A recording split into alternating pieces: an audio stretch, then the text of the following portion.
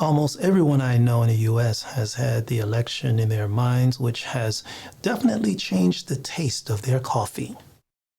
The reality is that people will be referring to Donald Trump again as Mr. President, often with fake smiles, all the while not knowing what will happen next.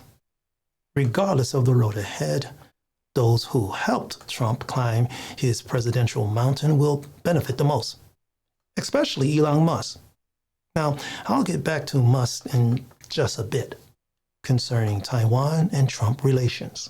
It is known that Trump has some resentment towards Taiwan. Trump has made several remarks about Taiwan that stated that Taiwan is an economic adversary that took away America's semiconductor industry. With that being said, Taiwan did take all of our chip business. You know, we used to make our own chips. Now they're made in Taiwan. 90% of the chips advanced are made in semiconductor Taiwan. chips, 90% are made in Taiwan. If China goes in there, they'll be able to turn the world on and off. Isn't that right? If China takes Taiwan, they will turn the world off, potentially. I mean, potentially. The reality is, investors would rather pay for hardworking, well-educated, and low-cost workers rather than high-cost, unionized, and opinionated workers. I'm just saying. So is it true that Taiwan took American jobs? He has also suggested that Taiwan should pay for U.S. protection, raising questions about the U.S.'s commitment to defending Taiwan in case of a conflict with its large next-door neighbor. Taiwan should pay the U.S. for guaranteeing to defend it against China. This statement sent shockwaves through the island. Trump's comments raised doubts about whether the U.S. would continue to support Taiwan if he becomes president again. After Trump's comments, Taiwan's premier said that Taipei is increasing its self-defense capabilities.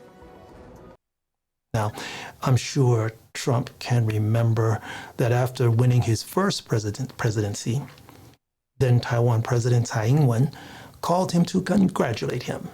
And he got backlash for accepting her call. And of course, China had a few words to say. Anyway, in true Trump fashion, he defended accepting the call. Trump reacted in all caps on Twitter. The president of Taiwan called me. And in another, he opined, interesting how the U.S. sells Taiwan billions of dollars of military equipment, but I should not accept a congratulatory call. I wonder, what is his mindset now?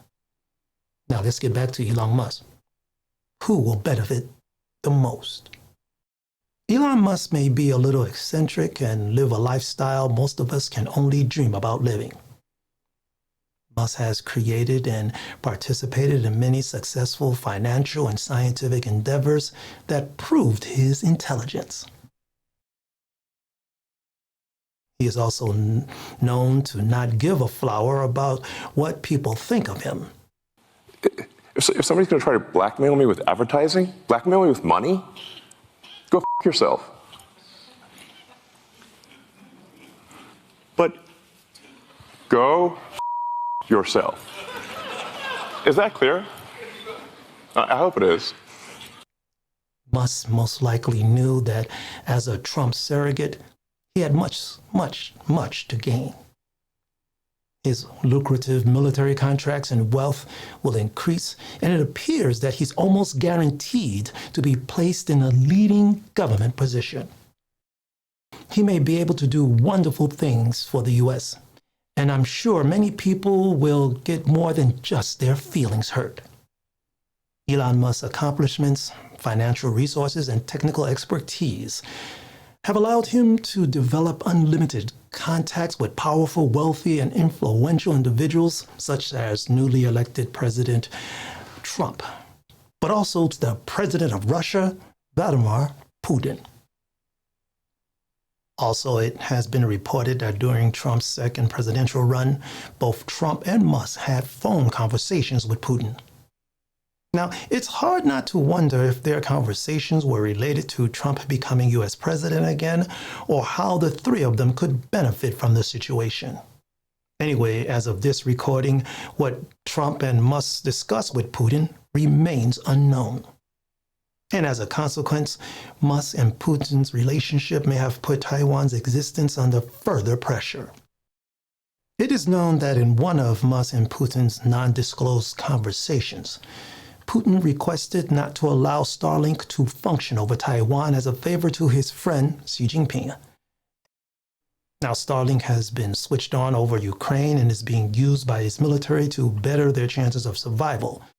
It is also troubling to learn that Taiwan companies that are responsible for making components for its SpaceX program have been requested, more like forced, to move productions out of Taiwan.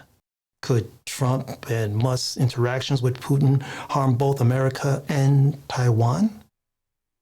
And could Trump's and Musk's contacts with Putin before the U.S. election be considered treason? You know, Taiwan might be making a mistake by buying Elon Musk's cars.